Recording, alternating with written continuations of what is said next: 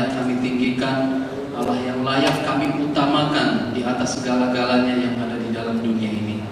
Mari Bapa, Kau Allah Roh Kudus berkarya lebih luar biasa lagi di tempat ini, di dalam kehidupan pribadi kami yang berdiri di hadapan-Mu, supaya pada saat kami mendengar firman-Mu, hati kami dibuka lebar-lebar, kami sungguh-sungguh mendapatkan pencerahan, mendapatkan kebenaran, dan kebenaran-Mu itu tetap di dalam kehidupan kami, berakar, bertumbuh, dan menghasilkan buah yang lebat. Saat kami keluar dari tempat ini, kami menjadi pelaku-pelaku firman, dapat menjadi garam dan terang, dapat memberkati banyak orang, bukan hanya lewat perkataan, tetapi lewat sikap hidup kami, dan lewat gaya hidup kami, ada banyak orang yang bisa diselamatkan. Terima kasih Tuhan, hamba-Mu yang hina-dina ini, urapan-Mu ada di dalam kehidupannya, apa yang dia sampaikan, semuanya berasal dari firman Tuhan. Hamba diberkati, kami juga diberkati oleh firman Tuhan. Dalam nama Yesus, kami berdoa, kami menyambut firman-Mu. Amin. Silakan duduk. Baik, shalom. Shalom. Puji Tuhan, selamat malam. Terima kasih banyak kepada Pak Irwan yang sudah mempercayakan saya pelayanan mimbar malam hari ini. Biasanya saya ada naikkan pujian, tapi tadi dadaan ditukar saudara ya. Saya dapat giliran untuk bang firman Tuhan. Ini pengalaman saya yang perdana pertama kali. Mari saudara yang terkasih dalam Tuhan, kita buka satu bagian firman Tuhan yang menjadi tema kita tahun ini. Ini firman Tuhan yang dahsyat dan luar biasa. Saya rindu supaya tema ini terus, firman Tuhan ini terus sepanjang tahun bisa disampaikan. Injil Yohanes pasal 10. Kita akan lihat pasalnya yang ke-10, ayatnya yang ke-10. Kita bisa lihat di layar monitor. Kita sama-sama baca firman Tuhan ini. 1, 2, 3. Pencuri datang hanya untuk mencuri dan membunuh dan membinasakan. Aku datang supaya mereka mempunyai hidup dan mempunyainya dalam segala kelimpahan. Amin. Saudara yang terkasih dalam Tuhan, saya sangat-sangat senang dan sangat-sangat diberkati oleh firman Tuhan ini. Ini kali ketiga saya menyampaikan firman Tuhan ini. Pertama saya dengar dari Ibu Gembala di tempat ini sampaikan firman, saya merasa diberkati. Saya perlu menggali firman Tuhan ini dan membagikannya ke banyak orang. Bahkan waktu saya pelayanan minggu lalu, saya pelayanan di desa, salah satu desa di Blitar Selatan, di Panggung Rejo. Itu jemaat yang tua-tua, saya pun pakai firman Tuhan ini. Nah, saudara yang terkasih dalam Tuhan, saya percaya bahwa kalau kita mau sungguh-sungguh mencermati, kita mau pelajari sungguh-sungguh, kita mau sungguh-sungguh hayati firman Tuhan ini, kita akan menerima berkat-berkat yang luar biasa. Karena di situ ada janji Tuhan. Tuhan Yesus katakan, Aku datang supaya mereka mempunyai hidup dan mempunyainya dalam segala kelimpahan. Saya percaya kita semua pasti senang kalau jadi orang yang sangat-sangat diberkati dan berkelimpahan. Amin. Siapa di sini yang mau susah terus? Kan tidak mau, saudara. Saya percaya kita mau diberkati. Tetapi saudara yang terkasih dalam Tuhan, kalau kita baca satu bagian firman Tuhan, ada satu percakapan seseorang dengan Tuhan Yesus. Dia katakan, Tuhan, saya mau ikut kemana saja Engkau pergi, kemana saja Engkau mau pergi. Tetapi Tuhan Yesus katakan demikian dalam firman Tuhannya, serigala punya liang, burung punya sarang, tetapi anak manusia untuk meletakkan kepalanya aja dia nggak punya tempat. Nah, saudara yang terkasih dalam Tuhan, sepertinya ayat ini kontras dengan apa yang dikatakan Tuhan Yesus. Tetapi kalau kita mau pelajari di sini, bahwa hidup yang berkelimpahan ini hidup yang bagaimana, saudara? Kita jangan langsung punya orientasi, wah hidup yang berkelimpahan, hidup yang diberkati itu kita punya rumah mewah, kemudian mobil mewah, punya handphone yang bolak-balik ganti, saudara. Saya mau katakan hidup yang berkelimpahan bukan seperti itu, saudara. Tuhan Yesus sudah katakan, serigala punya liang, burung punya sarang, tetapi anak manusia untuk meletakkan kepalanya saja dia tidak punya, saudara. Tetapi saudara yang terkasih dalam Tuhan, kalau kita mau setuju ayat ini, kita mau sungguh-sungguh lakukan ayat ini, hidup yang berkelimpahan di sini yang dimaksud. Aku datang supaya mereka mempunyai hidup. Mereka di sini adalah saudara dan saya, dan mempunyainya dalam segala kelimpahan. Yang dimaksud di sini kelimpahan yang dimaksud adalah kelimpahan firman Tuhan, kelimpahan damai sejahtera, kelimpahan sukacita oleh Roh Kudus. Jadi pada saat hidup saudara dan saya sungguh-sungguh menyatu dengan Tuhan, firman Tuhan ada di dalam kita, kita ada di dalam firman Tuhan, apa saja yang kita minta pasti Tuhan berikan. Wow, ini luar biasa saudara. Dan ini bukan perkara mudah, karena kita disibukkan dengan berbagai macam hal, karena mungkin panggilan kita bisa pudar ya, hanya karena apa, masalah tekanan ekonomi. Memang tahun ini tahun sulit saudara ya, tetapi kalau kita mau sungguh-sungguh pelajari firman Tuhan ini, kita pasti hidup berkelimpahan. Tetapi kalau saudara mau pelajari Alkitab dari Kejadian sampai Wahyu, Tuhan di dalam firman-Nya itu seringkali katakan bahwa Tuhan seringkali mengarahkan kita bukan untuk hal-hal jasmani, tetapi Dia mau mengarahkan kita kepada siapa? Kepada hal-hal yang rohani dulu. Untuk itu ada bagian firman Tuhan yang katakan apa? Carilah dahulu kerajaan Allah, maka semuanya akan ditambahkan. Amin. Jadi hidup yang berkelimpahan di sini Tuhan mau adalah kelimpahan rohani dulu. Kita dulu yang menyatu dengan firman Tuhan ini. Firman Tuhan ini ada di dalam hidup kita. Kemudian ada damai sejahtera. Kemudian ada sukacita oleh Roh Kudus. Saya percaya kalau tiga hal ini ada di dalam kehidupan kita, berkat jasmani itu ngikut kita ya. Yes. Amin kan? Nah masalahnya sekarang saudara, masalahnya itu kadang kita ini agak susah untuk mau mempertahankan firman Tuhan yang sudah kita dengar. Kadang agak susah buat kita mempertahankan damai sejahtera yang ada di hati. Ada masalah sedikit, kita mulai arogan. Benar gak? Ada masalah sedikit, kita mulai bersungut-sungut. Ada masalah sedikit, kita mulai berpikir yang negatif. Kita mulai tersinggung. Malam hari ini, kita mau belajar bagaimana supaya kita bisa mempertahankan firman Tuhan. Kebenaran itu tetap ada di dalam hidup kita. Bagaimana kita tetap bisa mempertahankan damai sejahtera, mempertahankan sukacita oleh Roh Kudus, itu tetap ada di dalam kehidupan kita. Ada 3 poin penting di sini yang saya sangat diberkati. Yang pertama saudara, saya percaya kita mau diberkati, amin. Coba angkat tangan. Saudara mau diberkati? Amin. Haleluya. Kalau saudara mau diberkati, pertahankan firman Tuhan yang ada di dalam hidup saudara. Pertahankan damai sejahtera, pertahankan sukacita. Cara yang pertama, kita harus jaga hati. Amin. Jaga hati. Firman Tuhan tadi katakan, aku datang supaya mereka mempunyai hidup dan mempunyainya dalam segala kelimpahan. Cara yang pertama, kita harus jaga hati. Raja Salomo sendiri katakan apa? Jagalah hatimu dengan segala kewaspadaan, karena dari situlah terpancar kehidupan. Wow, luar biasa. Kalau kita nggak bisa jaga hati, kelihatannya kita hidup, tapi kita mati saudara. Ada masalah kita arogan, kita gampang banting-banting apa yang ada di sekitar kita. Kita gampang tersinggung, kita gampang bersungut-sungut. Nah, saya mau katakan saudara, jaga hati ini sangat penting sekali. Karena apa? Semua kejahatan itu bersumber dari hati. Saudara mau buktinya? Baik, kita buka.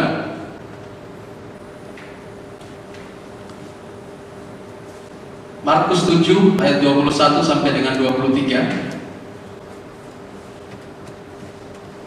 Bisa dibuka di layar. Markus pasal 7. Di sana dikatakan oleh firman Tuhan, sebab dari dalam, dari hati orang timbul apa? Segala pikiran yang jahat, percabulan, pencurian, pembunuhan, terus persinahan, keserakahan, kejahatan, kelicikan, hawa nafsu, iri hati, hujat, kesombongan, kebebalan, Terus semua hal-hal jahat ini timbul dari dalam dan menajiskan orang. Jadi sangat penting di dalam kehidupan saudara dan saya, kita ini jaga hati supaya apa? Firman Tuhan itu tetap ada, damai sejahtera itu tetap ada, sukacita itu tetap ada di dalam kehidupan kita. Oh, saya punya pengalaman yang menarik, saudara. Saya kan ada sedikit kerjaan jual jasa, saudara. Nah, awal tahun ini waktu saya pulang, tiba-tiba pas di lampu merah saya naik sepeda motor, sudah lampu merah saya mandek, saudara. Saya berhenti, tiba-tiba apa yang terjadi? Dari belakang saya itu taksi yang warnanya biru itu nabrak saya, saudara. Saya sudah berhenti masih ditabrak, saudara. Akhirnya saya terlempar. Puji Tuhan kok saya bisa terlemparnya itu bisa. Tidak tahu bagaimana refleks, tidak jatuh, saudara.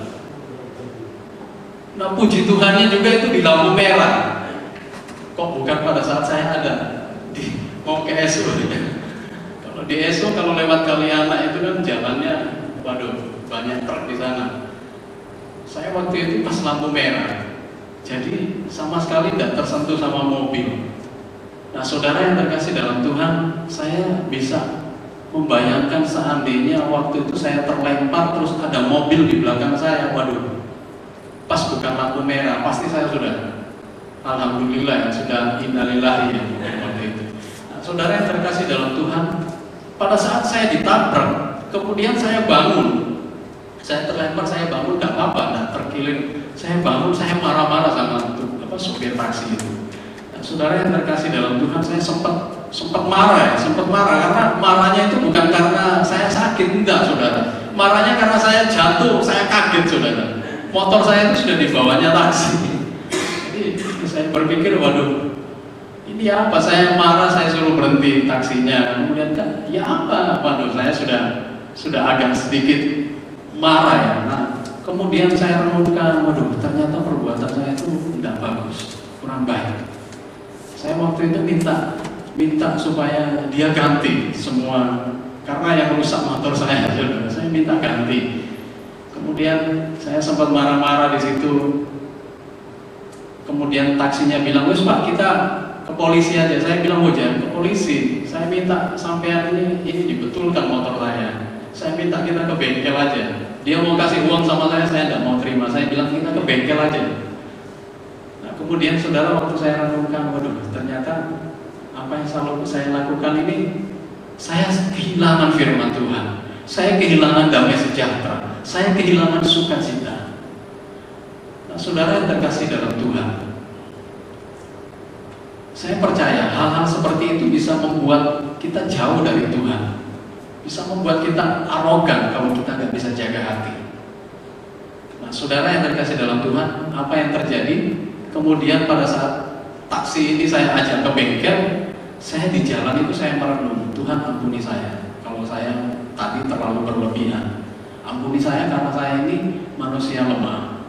Kemudian saya stop taksinya, saya bilang, wes Pak, kita ke bengkel aja, saya minta tolong aja ini dibetulin, belakang motor saya rusak. Jadi kemudian saya ke Urip Sumoharjo, saya betulin di sana. Orangnya itu langsung minta maaf sama saya. Saya katakan, iya Pak, sama-sama, saya juga minta maaf, tadi saya sudah marah-marah sama Bapak. Nah, saudara yang terkasih dalam Tuhan, kadang hal-hal sepele seperti itu bisa membuat kita kehilangan firman Tuhan. Benar nggak? Kehilangan damai sejahtera, kehilangan sukacita. Jadi kalau kita sudah ada di dalam Kristus, kita ini ciptaan yang baru, saudara. Yang lama itu sudah berlalu, yang baru sudah datang. Seharusnya kita ini harus bisa menjaga hati kita. Karena apa? Dari dalam hati itu timbul segala pikiran yang jahat, timbul percabulan, kedengkian, iri hati, dan lain sebagainya. Dan itu yang menajiskan orang. Pada saat timbul hati yang jelek, hati yang iri, itu akan keluar kemana, saudara? Keluar lewat mana? Bukan lewat belakangnya, tetapi lewat apa? Perkataan kita. Benar nggak? Apa yang keluar dari mulut kita itu sumbernya dari hati. Benar nggak? Pada saat kita arogan, pada saat kita tersinggung, dan yang keluar dari mulut itu timbulnya dari hati, saudara. Bu Selvi sudah menyinggung masalah pengampunan. Pengampunan itu luka batin, luka di dalam batin kita. Makanya sampai ada lagunya apa? Sakitnya tuh di sini ya, bukan di sini ya. Sakit hati itu bukan di kepala, saudara ya, bukan, tetapi di sini, di hati kita, saudara. Nah, untuk itu perlu kita menjaga hati kita supaya apa? Kita bisa mengampuni orang. Kalau kita masih ingat-ingat, ya memang itu hal yang sukar, saudara. Saya tahun lalu seperti tadi yang sudah disampaikan istri saya, itu sangat-sangat berat buat saya dan keluarga. Tetapi justru dari dalam pengalaman seperti itu, saya akhirnya ingat bahwa Tuhan mau kita itu jaga hati, supaya apa? Firman Tuhan itu tidak hilang, damai sejahtera itu tetap ada, sukacita itu tetap ada di dalam kehidupan saudara dan saya. Nah, jadi cara yang pertama apa tadi? Kita harus jaga hati, saudara. Pengalaman tadi sudah membuktikan, pengalaman saya. Bahkan Daud pun pada saat apa? Pada saat dikejar-kejar oleh Saul, dia tetap apa? Menjaga hatinya. Menjaga hatinya, saudara. Kalau dia nggak jaga hati, ya mungkin Saul itu sudah bolak-balik ditangkap, pasti dibunuh, saudara. Tapi karena dia menjaga hati, dia tetap mau melepaskan pengampunan. Dia tetap mau membuka hatinya supaya firman Tuhan itu tetap ada. Nah, itu cara yang luar biasa yang tetap dipertahankan oleh Daud. Dia menjaga hati. Saudara mau jaga hati? Saya percaya pada saat saudara jaga hati saudara, itu pintu firman Tuhan tetap terbuka di hati kita. Pintu damai sejahtera, pintu sukacita itu tetap ada, tetap mengalir. Sehingga apa? Pada saat kita ada firman, pada saat kita mendapatkan terus damai sejahtera, pada saat kita ada sukacita, kita kerja, apa yang kita kerjakan itu pasti selalu berhasil. Amin. Kalau kita memulai hari kita saja, memulai hari kita bangun tidur, atau kita mau belajar, kita mau kuliah, kita mau lakukan apa, pada saat kita mau memulai hari kita dengan hal-hal yang membuat kita jengkel, kemudian kita marah-marah, kita kehilangan firman, kehilangan sukacita, kehilangan damai sejahtera, saya percaya apapun yang kita kerjakan di hari itu pasti semuanya akan gagal total, saudara. Karena apa? Kita kehilangan firman, kita kehilangan kekuatan. Saudara mau bukti? Bisa dicoba ya besok ya. Saudara bangun, gak usah berdoa, saudara mulai marah-marah sama teman, atau yang suami istri mulai bertengkar, pasti hari itu apa yang saudara kerjakan pasti tidak akan sia-sia, saudara.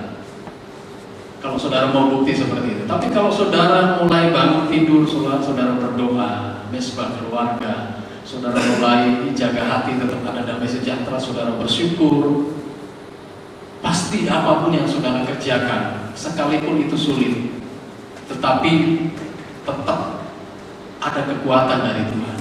Amin. Amin, saudara. Amin. Saudara masih semangat dengan firman? Masih. Haleluya. Coba kasih salam kanan kiri, katakan, ayo kita jaga hati. Haleluya. Jaga hati. Apa? Jangan kawin lagi. Oh, ya, gitu lah. Itu ada lagunya ya. Jaga hati, jangan kau nodai.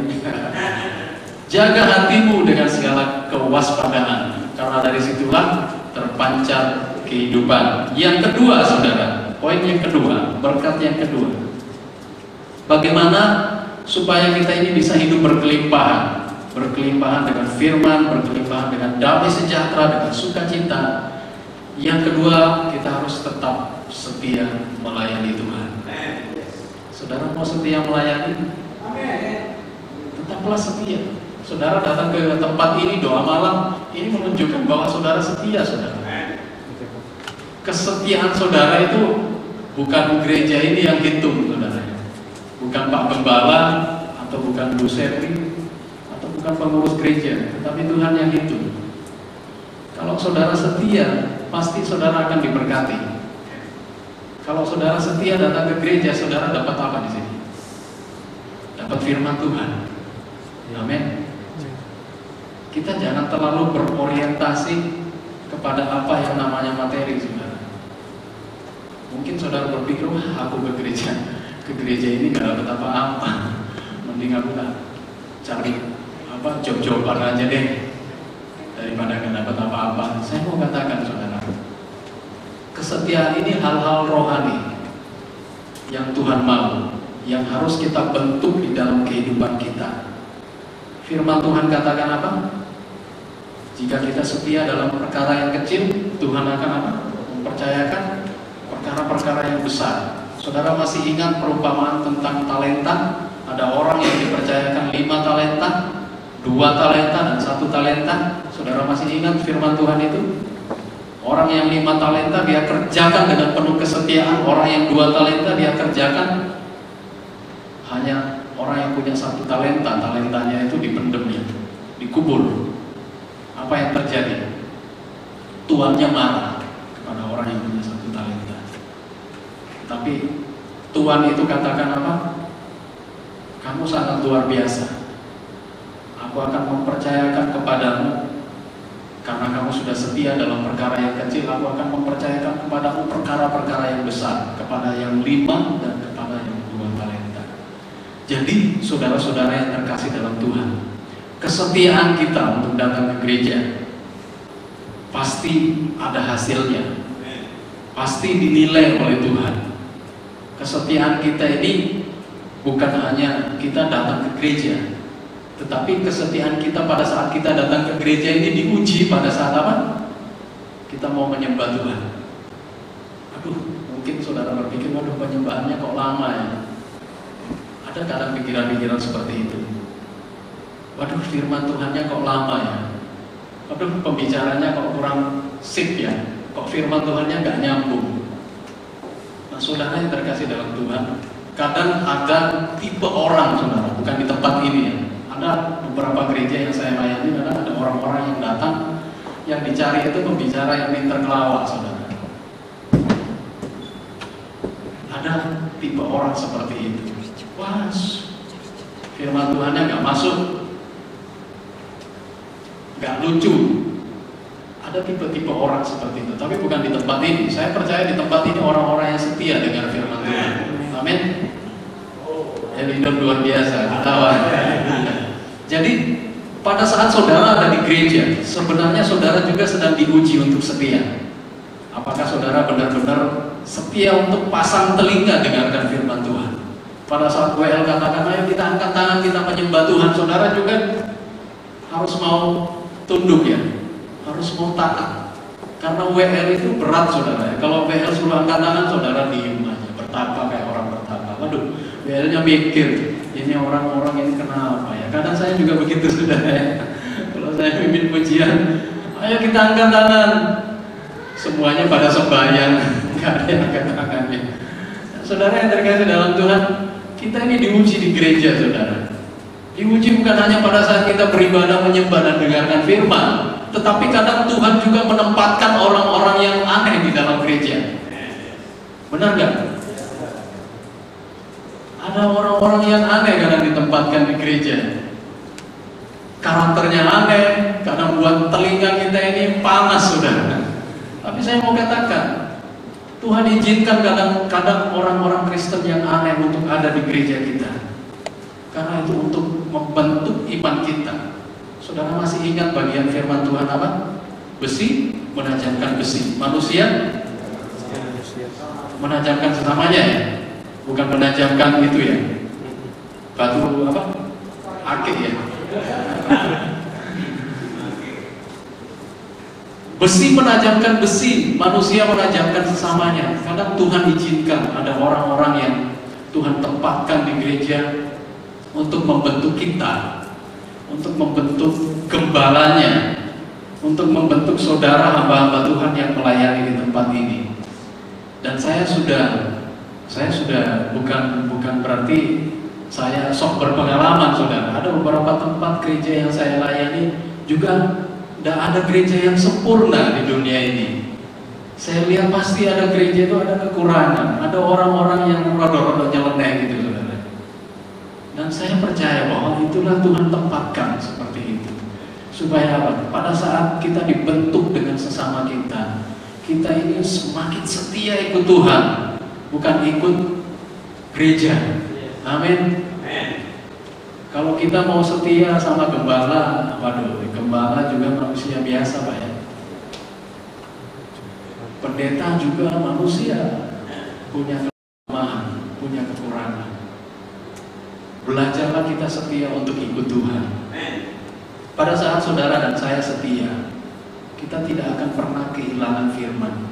Firman Tuhan itu tetap menyatu di hati kita. Pada saat kita setia kepada Tuhan, kita nggak akan pernah kehilangan damai sejahtera. Kita nggak akan pernah kehilangan apa yang namanya sukacita oleh Roh Kudus. Asal kita setia. Contoh orang yang setia di Alkitab, Yusuf. Yusuf itu bagian dari contoh orang yang setia. Mulai dari apa? Mulai jadi PRT, pembantu rumah tangga, kemudian melayani di penjara, dijual jadi budak. Mulai kalau profesinya dia itu mulai di keluarga sebenarnya, Pak ya.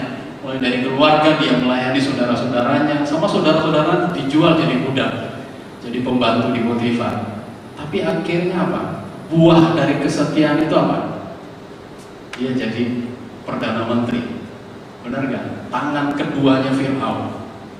Nah, saudara yang terkasih dalam Tuhan, malam hari ini, kalau kita dipercayakan baik oleh gereja, baik oleh perusahaan kita, baik oleh pimpinan kita, apapun yang dipercayakan kepada kita, belajarlah kita setia.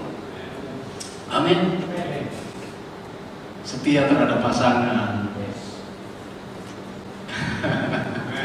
Ya, luar biasa. Setia terhadap orang-orang yang mensupport kita. Ya, Pak Eman ya. Setia terhadap panggilan kita juga. Ya, saudara, kalau saya mau cerita tentang kesetiaan itu, tentang pengalaman hidup saya, waduh, terlalu panjang. Waktunya gak cukup, saudara. Saya dipanggil Tuhan, singkat kata saja ya. Saya dipanggil Tuhan pada saat saya kelas 2 SMA. Waktu itu mama saya bukan seorang penginjil, tetapi dia senang melayani. Dia seorang Katolik karismatik. Saya diajak pelayanan mulai dari SMP. Dari SD saya sudah melayani karena saya bisa main gitar. Jadi dia senang kunjungan. Saudara tahu yang dikunjungi bukan jemaat, tapi orang-orang Samaria, orang-orang yang di daerah Bangun Sari, Bangun Rejo. Saudara tahu ya itu ya? Masa nggak nangkap? Saudara nangkap maksud saya? Orang-orang yang ada di lokalisasi PSK atau WTS itu yang dilayani oleh orang tua saya. Dan pada saat dia melayani, banyak orang-orang pelacur yang di daerah situ akhirnya masuk ke gereja. Walaupun dia Katolik karismatik, tetapi dia arahkan orang-orang itu untuk bergereja di gereja-gereja terdekat di daerah situ, saudara. Dan saya melihat itu. Waduh, mama saya ini orang yang luar biasa. Dan orang tua saya nggak pernah arahkan saya untuk jadi hamba Tuhan. Saya juga nggak punya mimpi untuk jadi seorang hamba Tuhan. Nah, saudara yang terkasih dalam Tuhan, itu sangat berat untuk melayani Tuhan, untuk dibekali, untuk dapatkan firman Tuhan, untuk sekolah itu perjuangan. Jadi saya berharap saudara-saudara yang mau dapat gelar sarjana teologi jangan berubah jadi sarjana tinggi hati ya. Saudara harus keluar dari tempat ini harus sungguh-sungguh rendah hati. Pada saat saudara keluar itu berarti sekolah, lembaga sekolah itu sudah percaya bahwa saudara itu benar-benar hamba Tuhan.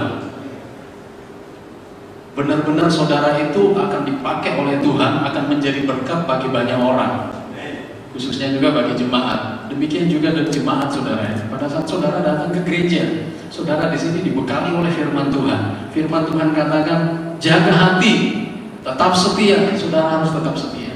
Pertahankan itu. Kesetiaan saudara itu sangat-sangat luar biasa. Yusuf aja bisa jadi Perdana Menteri. Kalau kita setia, Saya nggak tahu 5 tahun ke depan, saya percaya salah satu dari saudara pasti akan jadi pengusaha luar biasa.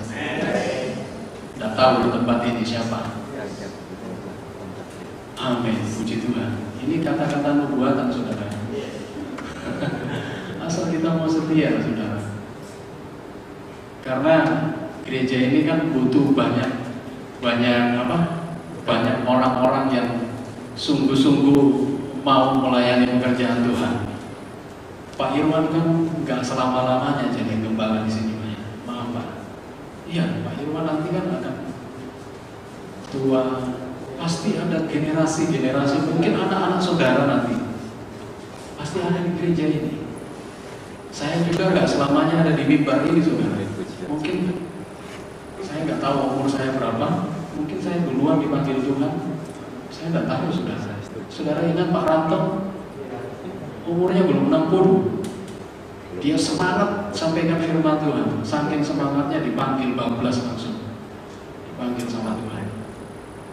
Jadi saudara yang terkasih dalam Tuhan, poin yang kedua yang harus kita pelajari sama-sama untuk mempertahankan firman damai sejahtera dan sukacita, kita harus tetap setia, karena kesetiaan kita ini membuktikan bahwa kita ini sungguh-sungguh ada di dalam Tuhan, ada di dalam berkat-berkat Tuhan, dan hidup kita pasti diberkati dengan berkelimpahan oleh Tuhan. Yang ketiga, mari kita lihat poin yang ketiga. Kita lihat di dalam Amsal pasal 18 ayat 14.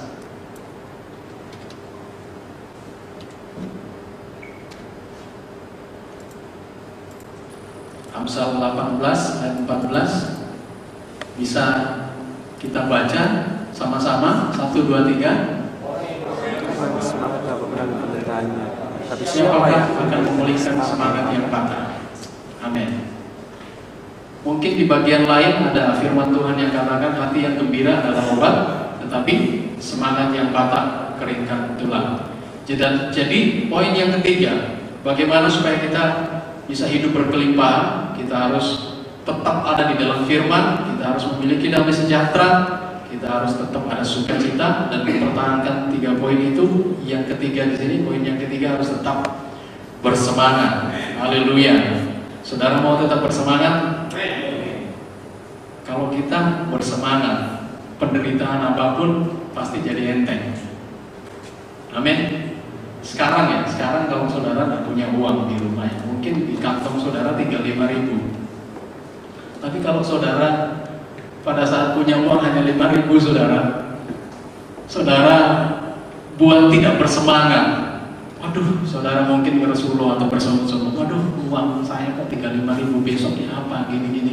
Saudara mungkin mikir seperti itu. Kira-kira saudara kehilangan sukacita nggak? Pasti kita kehilangan sukacita. Kita nggak sanggup lagi menanggung penderitaan kita. Nanti kita bisa nyanyi yang aneh-aneh, saudara. Aku tak sanggup lagi, seperti itu lagu dunia, saudara. Menerima semua ini. Nah, saudara, kita jangan ikutin hal-hal yang dunia ya, tetapi kita tetap bersemangat. Saya percaya pada saat kita tetap bersemangat, penderitaan apapun, sekecil atau sebesar apapun dapat kita tanggung. Contoh yang paling nyata adalah Rasul Paulus ya. Rasul Paulus dengan Silas pada saat dia ada di penjara, saudara perhatikan di dalam cerita itu, pada saat mereka ada di kota Filipi kalau nggak salah, itu pada saat ada di dalam penjara pun Rasul Paulus ini tetap bersemangat. Amin. Dia tetap memuji Tuhan. Dia percaya Tuhan sanggup melakukan perkara-perkara yang ajaib. Mungkin pada saat itu kalau lagu yang lagi ngetren ya saat zamannya Rasul Paulus, mungkin kalau lagu lagi ngetren, lagu Bapa Engkau sungguh baik, mungkin dia nyanyi lagu itu, saudara. Dia mungkin bersyukur, dia katakan ku naikkan syukurku, padahal itu ada di dalam penjara, saudara. Saudara yang terkasih dalam Tuhan, terkadang ada penderitaan yang kita alami. Mungkin kita tidak ada di dalam penjara, Tetapi ada orang di sekeliling kita kadang membuat kita seperti di dalam penjara. Benar nggak? Ada orang di sekeliling kita kadang menyakiti kita, membuat kita tersinggung. Sepertinya kita ada di dalam penjara. Tetapi firman Tuhan mau mengajarkan kepada kita supaya kita tetap bersemangat. Amin. Saya sendiri pun punya pengalaman yang sama, saudara. Pada saat saya seperti yang disampaikan oleh Ibu Sherly, ya, kalau kita ini mengampuni, mau belajar mengampuni, kalau kelihatan orangnya itu, waduh, sudah down lagi, sudah gak semangat lagi, saudara. Tetapi itu kewajiban kita, saudara. Itu harus kita lakukan. Saya sendiri pun sampai saat ini ada orang-orang di luar sana yang kadang masih ngomongin tidak baik tentang saya. Tetapi saya tahu itu proses. Saya harus tetap bersemangat, saudara. Terus, saudara, ada penderitaan yang kadang membuat saya juga mau keluar dari panggilan Tuhan. Saya pernah cerita ke teman-temannya berapa tahun lalu saya pernah kerja, saudara. Saya pernah kerja, terus saya merasa malu dengan Tuhan. Saya katakan sama Tuhan, Tuhan, saya kerja ini kok terikat ya? Gimana gitu. Padahal saya terima uang cukup, saudara. Waktu saya kerja saya terima uang cukup. Kemudian saya merasa malu dengan Tuhan. Saya katakan, Tuhan ampuni saya.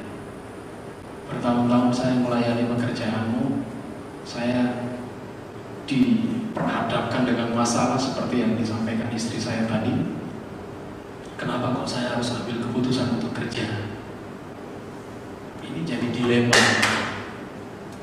Nah, saudara yang terkasih dalam Tuhan, saya berdoa minta sama Tuhan, Tuhan kalau bisa ada pekerjaan yang tidak mengikat saya, ada pekerjaan yang masih bisa membuat saya tetap melayani Tuhan, karena saya tahu melayani Tuhan itu punya sukacita tersendiri, saudara. Pada saat saudara melayani, sekalipun saudara sudah capek, pasti energi saudara akan bangkit dengan sendirinya. Amin. Istri saya ini orang kerja, saudara. Tadi saya telepon, kamu WA. Dia yang rodok-rodok capek, tapi mau gimana? Dia katakan ya sudah, nggak apa-apa. Kalau ditolak sebenarnya bisa, saudara. Bisa ditolak karena dia capek. Dia nggak bisa terlalu capek karena berapa minggu lalu tipesnya kambuh, saudara. Tapi saya katakan lagi ini untuk melayani Tuhan. Dia tetap semangat, saudara. Ayo kita buka satu bagian firman Tuhan, Roma 12 ayat 11.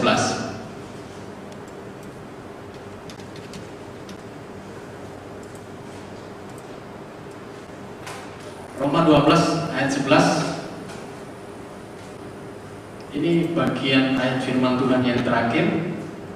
Firman Tuhan katakan apa di sana? Kita baca sama-sama. Janganlah hendaknya kerajinan kendor, biarlah rohmu menyala-nyala dan layanilah Tuhan. Di sana nggak ada kata semangat, tetapi ini bagian yang terpenting dari firman Tuhan tentang semangat. Ini ditulis oleh Rasul Paulus kepada jemaat di Roma. Janganlah hendaknya kerajinanmu kendor, biarlah rohmu menyala-nyala dan melayanilah Tuhan. Artinya apa? Kita harus semangat, karena saya percaya penderitaan apapun yang kita alami sekarang ini tidak sebanding dengan apa? Kemuliaan Tuhan yang akan Tuhan berikan kepada saudara dan saya. Kemuliaannya kapan? Pada saat saudara nanti diangkat di sana. Saudara dapat mahkota, saudara bersyukur, iya yo. Kalau saudara sudah di surga, saudara akan ngomong di surga. Iya ya, waduh. Ternyata firman Tuhan itu benar ya. Saya harus tetap semangat. Misalnya saya nggak semangat, mungkin saya nggak akan ada di surga. Penderitaan zaman sekarang ini tidak sebanding dengan apa? Kemuliaan Tuhan yang akan Tuhan nyatakan di dalam hidup saudara dan saya. Tuhan memberkati. Baik, mari kita bangkit berdiri. Biarlah 3 poin yang sama-sama sudah kita dengar. Bagaimana supaya kita bisa memiliki hidup yang berkelimpahan. Hidup berkelimpahan itu berarti kita sungguh-sungguh menyatu dengan firman. Kita memiliki damai sejahtera, kita memiliki sukacita. Dan untuk mempertahankan 3 hal itu, kita harus melakukan 3 poin. Yang pertama, jaga hati. Tetaplah setia melayani Tuhan. Tetaplah bersemangat. Saudara yang terkasih dalam Tuhan, saya sudah berhenti berbicara. Tetapi saya percaya kuasa Roh Kudus tidak akan pernah berhenti. Firman Tuhan tidak akan pernah gagal. Firman Tuhan itu akan terus bekerja di dalam kehidupan saudara. Mungkin hari-hari yang lalu saudara tidak bisa menjaga hati. Malam hari ini mari sama-sama kita buat komitmen untuk menjaga hati. Mungkin saudara tidak bisa mengampuni. Mungkin ada di antara saudara yang tidak bisa menjaga hati sehingga gampang sekali emosi, gampang sekali arogan, gampang sekali tersinggung, gampang sekali berputus asa. Kita mau datang kepada Tuhan, kita mau sama-sama berdoa. Saudara bisa berdoa sendiri sama Tuhan. Tuhan hadir di tempat ini. Mungkin hari-hari yang lalu saudara kurang setia melayani Tuhan. Firman Tuhan katakan, setialah dalam perkara yang kecil. Tuhan pasti akan mempercayakan perkara-perkara yang dahsyat dan luar biasa. Sama seperti Yusuf, dia setia. Dan akhirnya Tuhan mengangkat kehidupannya 12-13 tahun kemudian. Tuhan juga akan mengangkat kehidupan saudara di tahun ini, asal saudara mau setia. Tetaplah bersemangat, karena pada saat kita bersemangat, kita dapat menanggung penderitaan kita. Penderitaan sebesar apapun, kalau kita kehilangan semangat, kita akan jadi orang yang sia-sia. Kita akan jadi orang yang gampang menyerah. Kita akan jadi orang yang jauh dari Tuhan. Tapi kalau kita tetap bersemangat, sekecil sebesar apapun penderitaan kita, kita akan sungguh-sungguh mendapatkan kemuliaan yang luar biasa dari Tuhan. Biarlah rohmu menyala-nyala dan layanilah Tuhan.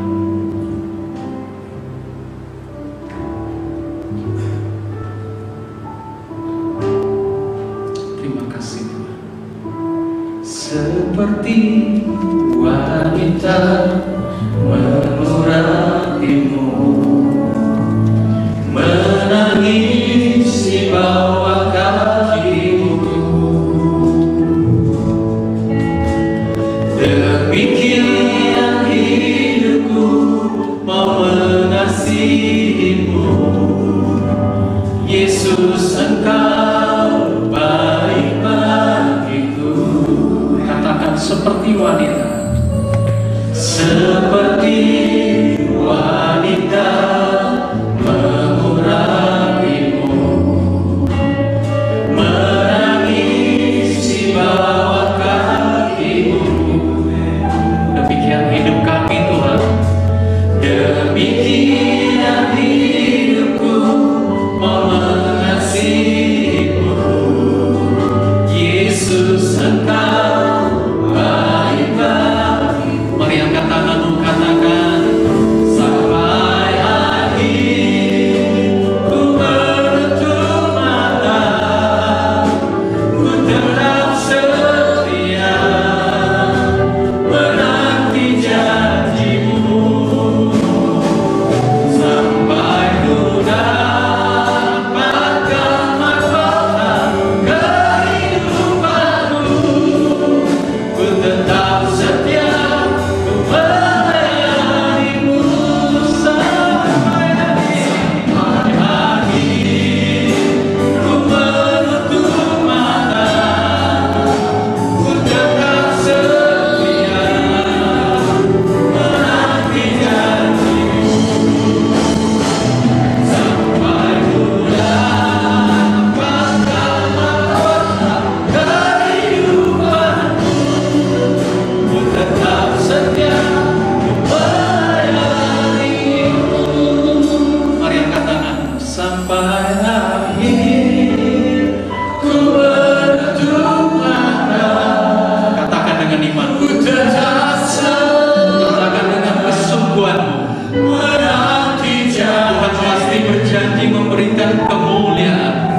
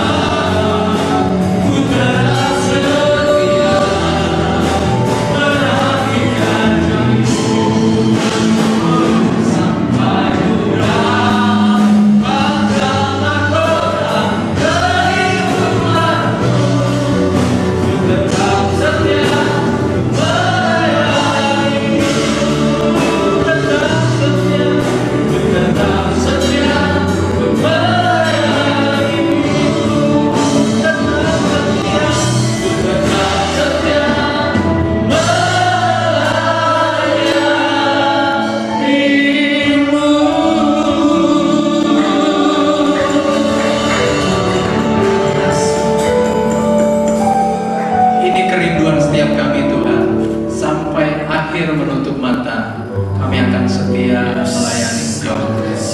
Karena kami tahu Tuhan, hidup kami pasti berkelimpahan. Hidup kami pasti diberkati oleh Tuhan. Asal kami hidup benar di dalam Tuhan. Asal kami menyatu dengan firman Tuhan. Asal kami terus memiliki damai sejahtera yang melampaui segala akal. Asal kami tetap mempertahankan sukacita yang sudah Roh Kudus berikan dalam hidup kami. Terima kasih Tuhan untuk 3 kebenaran firman-Mu. Ajarkan kami Tuhan lewat firman-Mu untuk kami tetap punya sikap menjaga hati. Kami tetap setia melayani. Kami tetap bersemangat dalam melayani pekerjaan-Mu. Tuhan, hamba mau berdoa untuk semua jemaat yang hadir di tempat ini. Tuhan berkati kehidupan mereka. Apapun masalah mereka, Tuhan berikan jalan keluar. Di saat mereka datang dengan sakit penyakit, Tuhan jamah. Tuhan nyatakan kuasa-Mu. Mari nyatakan kuasa-Mu, ulurkan tangan-Mu yang penuh kuasa. Jamah setiap yang sakit dalam nama Yesus. Tuhan yang memberikan kesembuhan. Jika ada di antara mereka yang datang dengan masalah ekonomi, Tuhan berikan penghiburan. Tuhan beri hikmat, sehingga lewat hikmat Tuhan mereka bisa mendapatkan jalan keluar yang luar biasa. Apa memberkati gereja di tempat ini, semua pengurus yang ada, semua hamba-hamba Tuhan yang melayani, baik keluarga Pak Agus dan Bu Sherly, Tuhan memberkati kehidupan mereka. Terus nyatakan kehendak-Mu dalam hidup mereka. Tuhan berkati terus rumah tangga mereka, usaha pekerjaan yang Tuhan percayakan, Tuhan berkati. Tuhan berkati, ya Tuhan, Pak Irwan Kantomo sebagai gembala di tempat ini. Tuhan berkati rumah tangganya. Tuhan berkati Ibu Lani yang ada di Amerika. Terus Tuhan nyatakan kuasa, supaya kuasa-Mu terus bekerja lewat hamba-hamba-Mu ini, dan nama-Mu dipermuliakan dalam hidup mereka. Terima kasih Tuhan. Kami percaya gereja ini akan terus Tuhan bawa untuk menjadi saksi yang hidup di tengah-tengah dunia, khususnya di tengah-tengah lingkungan di tempat ini. Terima kasih Tuhan. Terima kasih banyak Bapa. Di dalam nama Tuhan Yesus kami berdoa. Haleluya.